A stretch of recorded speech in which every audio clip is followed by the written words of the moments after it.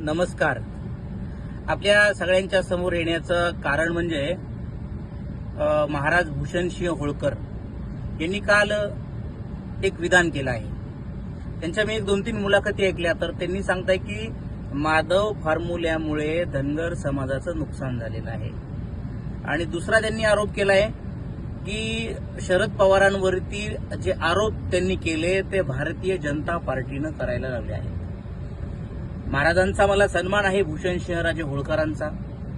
तुम्ही एका राजकीय पक्षामध्ये काम करताय, क्रमप्राप्त आहे की तुम्हाला तुमच्या नेत्याची पक्षाची भूमिका मांडणं. परंतु ही भूमिका मांडत असताना कुठेतरी समाजाची सामाजिक वीण उसकटेल किंवा उसवेल असे विधान महाराज आपण करायला नको हवे. धनगर समाज हा भटका समाज आहे. तो नुकताच कुठेतरी आता स्थिर व्हायला लागला आहे. सामाजिक, आर्थिक, राजकीय आणि सामाजिक न्यायाच्या भूमिकेतून तो समाज कुठेतरी समृद्धीकडे वाटचाल करत असताना, ओबीसी समाजाचं धनगर समाज नेतृत्व करत असताना आपण असं विधान करावं की माधव फॉर्म्युल्यामुळे धनगर समाजाचं नुकसान झालंय. म्हणजे मला तर वाटतं केवळ आपल्या विधानामुळे हा धनगर समाज आपल्या ओबीसी बांधवांपासून दूर जाईल की काय अशी शंका येत आहे. बरं महाराज, दुसरा प्रश्न असा आहे की तुम्ही ज्या शरद पवारांच्या सोबत आता आहात आणि त्यांच्या म्हणण्यावरती जे बोलत आहात, मला आपल्याला प्रश्न विचारायचा आहे. ते शरदचंद्र पवार जे पुण्यश्लोक अहिल्यादेवी होळकरांचं अहिल्यानगर जे नाव झाले आहे अहमदनगरचं, ते रद्द करून अहमदनगर नाव करावं अशी पवारांची भूमिका आहे. तेच शरदचंद्र पवार ज्यांनी वाबगावचा किल्ला गिळंकृत केला होता, आपणही त्या लढ्यात होतात, आपल्याला सत्य परिस्थिती माहिती आहे.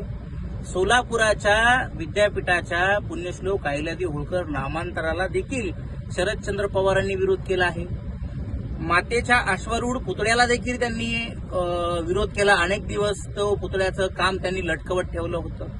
एवढंच नव्हे तर आपल्या स्वतःच्या नातवाच्या म्हणजे रोहित पवारच्या मतदारसंघामध्ये आमचं आराध्य दैवत पुण्यश्लोक अहिल्यादेवी होळकरांचा जन्म झाला आहे, म्हणजे त्याच्या मतदारसंघात असं हिणकस विधान पवारांनी केलं आहे. एवढा सगळा धनगर समाजाच्या भावनांशी खेळलेले शरदचंद्र पवार आज तुम्ही त्यांच्या सांगण्यावरून बोलत आहात आणि भारतीय जनता पार्टीने पवारांवरती तुम्हाला आरोप करायला लावले असं विधान आपण केलं आहे. महाराज, आपला आम्हाला आदरच आहे, त्यात काही गैर नाही किंवा आमचं काही दुमतही नाहीये.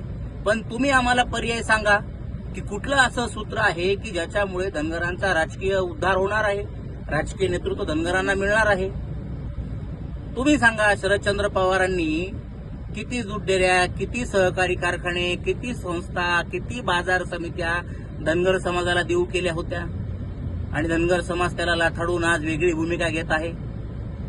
कायम धनगर समाजाचं नेतृत्व संपवण्याचा शरद पवारांनी डाव आखला आहे. आणि आता तुम्ही ओबीसी समाजापासून धनगर समाजाला वेगळं करण्याचं, माधव फॉर्म्युल्यापासून धनगर समाजाला वेगळं करण्याचं विधान करत आहात. हे खरं तर धक्कादायक आहे. मी म्हणलं आपला आम्हाला आदरच आहे, परंतु आपण ही माधव फॉर्म्युल्याची सामाजिक वीण उसकटेल असं विधान करायला नको होतं असं मला वाटतंय.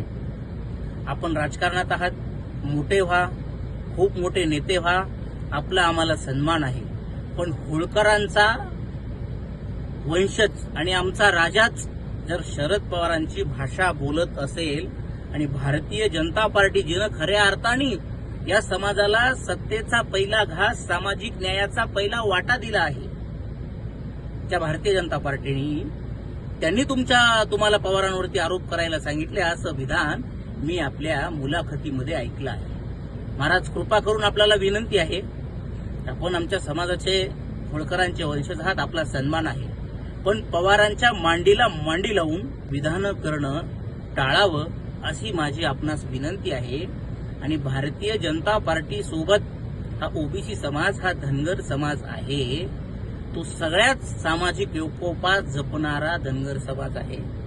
आपण कुठलंही असं विधान करू नये की ज्या विधानामुळे केवळ धनगर, माळी, बंजारी किंवा अन्य ओबीसी समाजाच्या विरोधात, म्हणजेच मला असं म्हणायचं की ते समाज धनगरांच्या विरोधात उभा राहतील असं विधान करू नका. कुठल्याही फॉर्म्युल्यामुळे नुकसान झाले नाही. उलट माधव फॉर्म्युल्यामुळे धनगर समाजाला सत्तेमध्ये वाटा मिळालेला आहे. त्याचं मी समर्थन करतो. आणि तुम्ही दुसरा जो आरोप केला की पवारांवरती भाजपने आरोप करायला लावले, खरं तर आमचा राजाच हायजॅक केलाय शरद पवारांनी, याचं आम्हाला दुर्दैव वाटतं. राजे, आपण होळकरांची भाषा बोला, शरद पवारांची भाषा बोलणं थांबवावं अशी मी आपणास विनंती करतो. जय मल्हार, जय श्रीराम.